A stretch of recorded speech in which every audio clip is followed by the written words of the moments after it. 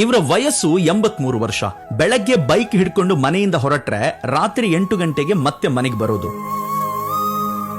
ಹಳ್ಳಿಯ ಶಾಲೆಗೆ ತೆರಳಿ ಬಡ ವಿದ್ಯಾರ್ಥಿಗಳಿಗೆ ಯಾವ ಸ್ಕೀಮ್ನ ಅಡಿಯಲ್ಲಿ ಸರ್ಕಾರದ ಸ್ಕಾಲರ್ಶಿಪ್ ಸಿಗುತ್ತೆ ಅಂತ ಮಾಹಿತಿ ನೀಡೋದು ಮಾತ್ರವಲ್ಲದೆ ಬಡ ವಿದ್ಯಾರ್ಥಿಗಳಿಗೆ ಸ್ಕಾಲರ್ಶಿಪ್ ತೆಗಿಸಿ ಕೊಡುವ ತನಕ ಕೆಲಸ ಮಾಡ್ತಾರೆ. ಹೀಗೆ ಕಳೆದ 25 ವರ್ಷಗಳಿಂದ ಇವರು ಬಡ ವಿದ್ಯಾರ್ಥಿಗಳಿಗೆ ಸ್ಕಾಲರ್ಶಿಪ್ ತೆಗಿಸಿ ಕೊಟ್ಟಿರೋದು 20 ಕೋಟಿ ರೂಪಾಯಿ. ವಾಹ್, ಗ್ರೇಟ್ ಅಲ್ವಾ?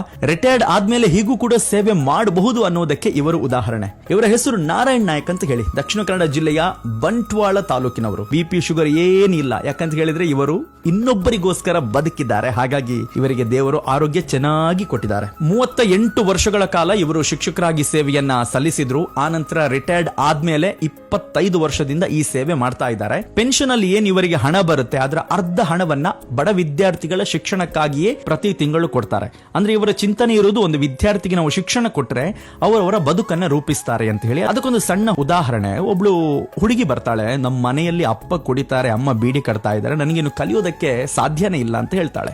ನಾರಾಯಣಕ್ಕೆ ಹೇಳ್ತಾರೆ, ನೀನು ಎಷ್ಟು ಕಲಿತೀಯ ಅಷ್ಟು ನಾನು ನಿಮಗೆ ಓದಿಸ್ತೇನೆ, ಬಟ್ ನೀನು ಓದ್ಬೇಕು ಅಂತ ಹೇಳಿ. ಇವತ್ತು ಆ ಹುಡುಗಿ 70,000 ಸಂಬಳ ಪಡೆಯುವ ಒಂದು ಜಾಬ್ ನಲ್ಲಿ ಇದ್ದಾರೆ. ನಾರಾಯಣಕ್ಕೆ ಹೇಳ್ತಾರೆ, ನಾನು ಅವಳಿಗೆ ಅವತ್ತು 10,000 ಕೊಡ್ತಾ ಇದ್ರೆ ಸ್ವಲ್ಪ ದಿವಸಕ್ಕೆ ಸಾಕಾಗ್ತಾ ಇತ್ತು, ಬಟ್ ನಾನು ವಿದ್ಯೆ ಕೊಟ್ಟ ಕಾರಣ ಅವಳು ಬದುಕು ರೂಪಿಸಿಕೊಂಡಿದ್ದಾಳೆ ಅಂತ ಹೇಳಿ. ಹಾಗಾಗಿ ಇದು ಒಂದು ಹುಡುಗಿಯ ಕಥೆಯಲ್ಲ, ಈ ತರ ಹಲವಾರು ವಿದ್ಯಾರ್ಥಿಗಳಿಗೆ ಅವರ ಶಿಕ್ಷಣವನ್ನ ಪೂರೈಸುವುದಕ್ಕೆ ನಾರಾಯಣ್ ನಾಯಕ್ ಅವರು ಸಹಾಯ ಮಾಡಿದ್ದಾರೆ. ಕೇವಲ ವಿದ್ಯಾರ್ಥಿಗಳು ಮಾತ್ರ ಅಲ್ಲ, ಕಾರ್ಮಿಕರಿಗೆ ಕಾರ್ಮಿಕರ ಕಾರ್ಡ್ ಮಾಡಿಸೋದಿರಬಹುದು, ಅಂಗವಿಕಲರ ವೇತನ ಪಡೆಯೋದಕ್ಕಿರಬಹುದು, ಇತರ ಸಮಾಜದಲ್ಲಿ ಯಾರೆಲ್ಲ ಬಡವರಿದ್ದಾರೆ ಅಥವಾ ಸಹಾಯ ಬೇಕು ಅಂತ ಹೇಳ್ತಾರೆ ಅವರಿಗೆಲ್ಲರಿಗೂ ಕೂಡ ಇವರು ಸಹಾಯ ಮಾಡ್ತಾರೆ. ಇನ್ನು ಇವರದ್ದೊಂದು ತುಂಬಾ ಸ್ಪೆಷಾಲಿಟಿ, ಯಾರಾದ್ರೂ ಇವರಿಗೆ ಒಂದು ಸನ್ಮಾನ ಮಾಡಿ 10,000 ಕೊಟ್ರೆ ಅದಕ್ಕೆ ಇನ್ನು 10,000 ಸೇರಿಸಿ ಯಾವುದಾದ್ರೂ ಒಂದು ಶಾಲೆಯ ಅಭಿವೃದ್ಧಿಗೆ ಅದನ್ನ ಬಳಕೆ ಮಾಡ್ತಾರೆ. ಎಂತಹ ಒಂದು ಗ್ರೇಟ್ ಪರ್ಸನಾಲಿಟಿ ಅಲ್ವಾ? ಹಾಗಾಗಿ ನೀವು ವಿದ್ಯಾರ್ಥಿಗಳು ಯಾರಾದ್ರೂ ಈ ವಿಡಿಯೋ ನೋಡ್ತಾ ಇದ್ರೆ ನಾರಾಯಣ್ ನಾಯಕ್ ಅವರ ಕೆಲಸಕ್ಕೆ ನಿಮಗೆ ಸಹಾಯ ಮಾಡಿದ್ರೆ ಅವರನ್ನ ಪ್ರಶಂಸೆ ವ್ಯಕ್ತಪಡಿಸಿ. ಯಾಕಂತ ಹೇಳಿದ್ರೆ ಬದುಕಿದ್ದಾಗ ಹೊಗಳೋಣ.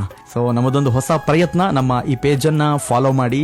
ನಿಮ್ಮ ಆಶೀರ್ವಾದ ನಮ್ಮ ಮೇಲೆ ಇರಲಿ. ಮುಂದಿನ ವಿಡಿಯೋದಲ್ಲಿ ಮತ್ತೆ ಭೇಟಿಯಾಗೋಣ. Thank you universe.